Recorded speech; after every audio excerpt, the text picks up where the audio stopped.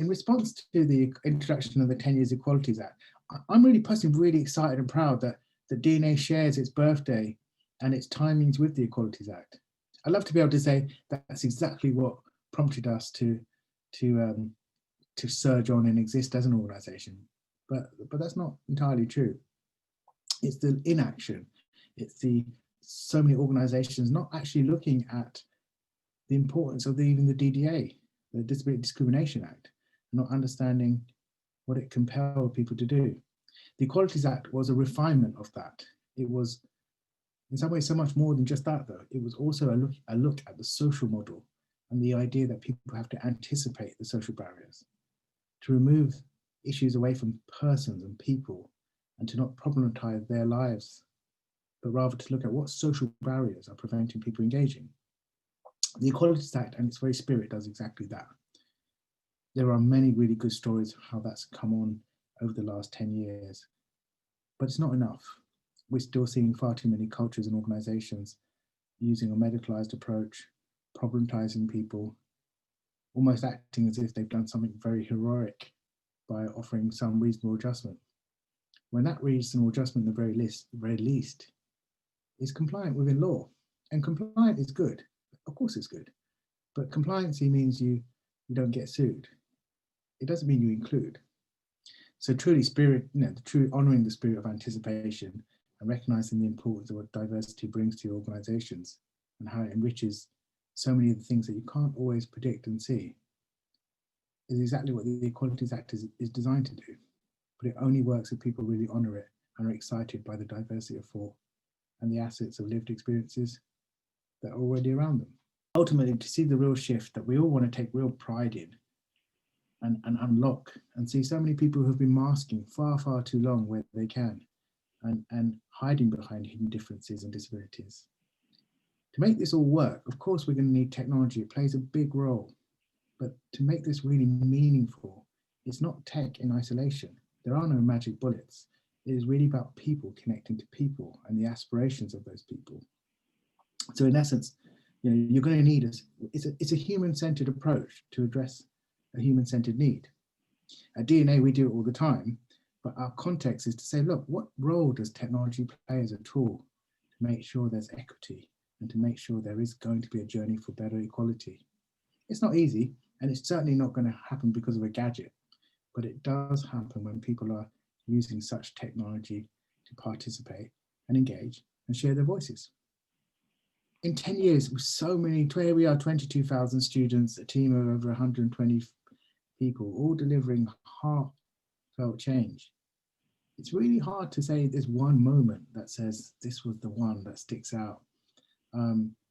Personally, I've got to think about a learner that I worked so closely with, where the university was convinced she wouldn't pass, and now she's a doctor. I can never stop as a tutor. I'm not even really saying as a director of a company, but as a tutor, what meaning that has for my sense of engagement, and what a compliment it is.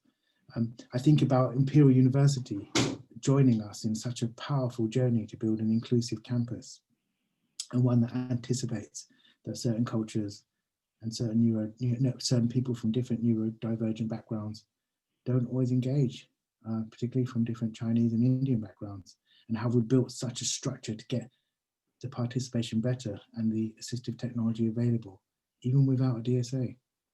So that excites me.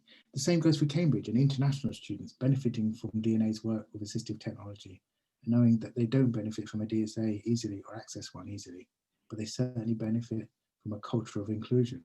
And of course, the smaller universities and the less funded universities, that's where the wide participation goals really are. And that's where the real victories are, when you're reaching out to socioeconomic blocks, and making sure, look, that these are stories where this is the first person from their family to ever go to university, and perhaps shame around learning differences is something that stops them from talking about it.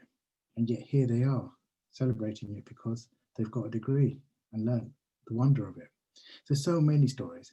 New Economics Foundation's work on DNA and showcasing how we are able to generate a cost-benefit analysis that reaches over 10 million a year in higher education. That's I guess for any founder of any organization, that's incredible. It's heartwarming. And it's a real testament to what collective shared diversity for adversity can do. It can be that strong.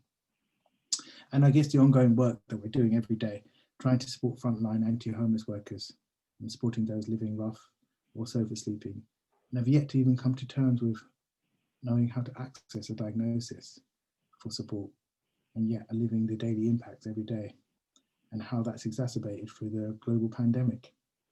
And yet here we are being able to talk about those things and reach out to audiences to go, you're absolutely right. It's the impact of what's happening that matters, and it should be voiced and talked about. But it's not easy unless you get a diagnosis.